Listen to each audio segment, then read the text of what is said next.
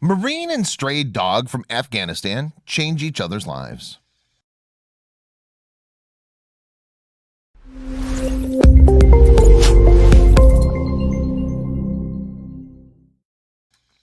Battlefields are known for a few things, and most of them don't exactly scream fun. Between the pops and bangs of heavy artillery and adrenaline-fueled chaos soldiers might enter into, it's hard to find beauty or peace in places afflicted by war. When a Virginia-born Marine came face-to-face with a strange dog in a strange land, he didn't know if the feral pooch would lash out or wag its tail. What happened next, however, would change both their lives in the most beautiful of ways. Craig Grossi always felt like he was born to serve his country as a U.S. Marine. It was a path he pursued seriously, and eventually an honor he earned. In the summer of 2010, he was deployed to Afghanistan. There, Craig's task was to collect intelligence while protecting his position, a complicated task because as soon as he and his regiment arrived, they were confronted with all the dangers of war. The U.S. Marine base in Sangin was a death zone. There were bullets flying and RPGs exploding all around. This wasn't the only thing making life in this foreign country so dangerous either. To make matters worse, the temperature in the Registan desert could reach up to 115 degrees. Craig was strong and brave, but his nerves were demolished by the assault against his senses and his constantly pumping adrenaline. In a quiet lull between the volleys of bombardment, Craig took the time to clean and check his rifle and to prepare himself something to eat. That's when, out of the corner of his eye, he noticed a stray dog loitering around the edge of the base. Many of the feral dogs prowling the villages of the Afghan desert were vicious or rabid, but this dog demonstrated something completely different. His friendly demeanor was a stark contrast against the harshness of the base. Despite being previously instructed not to interact with any dogs in the area, Craig felt a pull on his heartstrings that he couldn't ignore. He took a chance and offered the pooch a piece of beef jerky, waiting nervously to see what would happen next. When the two came a bit closer, Craig noticed the dog was absolutely filthy and covered in gigantic black bugs. Craig was about to back up when he was taken completely by surprise. The dog began frantically wagging his tail. As much as Craig loved to see the dog happily noshing away, he knew he had to get back to work. He walked away to return to his gear and position when he felt a little poke to his leg. The dog was looking up at him with deep, imploring eyes. The dog wanted to be loved. "Looks like you made a friend," a fellow Marine called out. However, Craig heard, "Looks like a Fred." The newly named Fred and his human quickly became inseparable. Craig knew, of course, there was a chance he and his pooch would have to separate at some point, but that didn't stop him from giving Fred love. After removing all the bugs with the help from a fellow Marine, there was nothing stopping Craig and Fred from becoming closer and closer. They slept together, patrolled together, and played together. The sweet-natured Fred came to represent a beacon of light in that dark place. For the Marines on Craig's base, Fred came to be the embodiment of all they sought to protect. However, Craig's tour of duty was coming to a close, and he was in no way ready to say goodbye to his new dog. Their bond was too important to him. That's when he began to hatch a plan.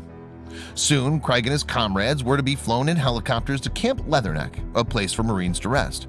If he could smuggle Fred on board, he knew he might be able to stay with the dog longer. A few days later, the choppers arrived. Even Craig's sergeant was willing to help transport the dog, so the plan was set in motion. However, as the helicopters landed, Fred was nowhere to be seen, and it was time to go. Suddenly, Craig felt something at his heel. It was Fred. The dog seemed nervous and skittish, but determined to follow his pal. And even though Fred was frightened, Craig took it as a sign. Fred was ready to accompany him anywhere, and the Marines and the pooch took off together. However, even when the regiment arrived at Camp Leatherneck, their problems were far from over. Fred needed to be hidden, and Craig needed to get him the paperwork so the dog could fly to the U.S. There he could stay with Craig's loved ones until his return. In the following weeks, Fred made frequent visits to the vet to get authorization. Before he could get the A-OK, however, the time came for Craig to return to the battlefield of Sangin. But then, at long last, Fred received clearance and flew to New York's JFK to meet Craig's family, who were unaware of what was happening overseas. Now all Fred had to do was wait for Craig's time in Afghanistan to come to an end. Months after Fred had acclimated to life in the States, his best friend did come home to him, but Craig was almost unrecognizable.